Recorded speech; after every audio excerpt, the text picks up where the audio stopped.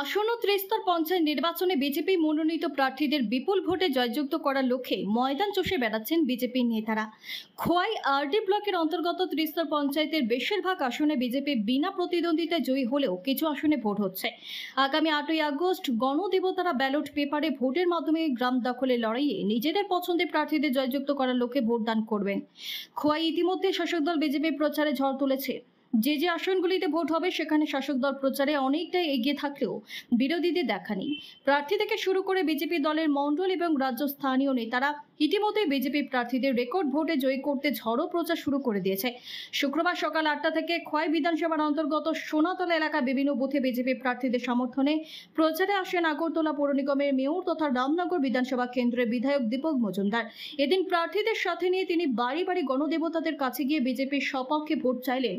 উনার সঙ্গে এছাড়াও ছিলেন বিজেপির খোয়াই মণ্ডলের সভাপতি সুব্রত মজুমদার সহ অন্যান্য নেতৃত্ব ও দলীয় কর্মী সমর্থকরা। সারা রাজ্যে তৃতীয় পঞ্চায়েত নির্বাচন অনুষ্ঠিত হতে যাচ্ছে আগামী 8ই আগস্ট।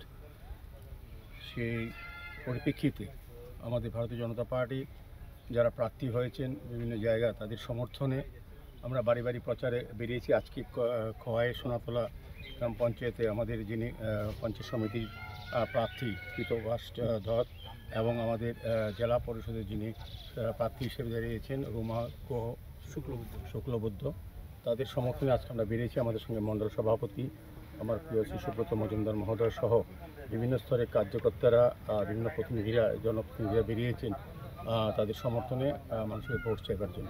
ব্যাপক সারা পরিচিত হচ্ছি। খোয়াই এমনিতে আমি আমার পরিচিত জায়গা, তা যে বাড়িতে যাচ্ছি প্রত্যেকের সঙ্গে একটা আলাপ আলোচনা হচ্ছে এবং প্রত্যেকে কিন্তু আমাদের সরকারের প্রতি, আমাদের প্রার্থীদের প্রতি, আমাদের দলের প্রতি কিন্তু আস্থা প্রকাশ করছেন।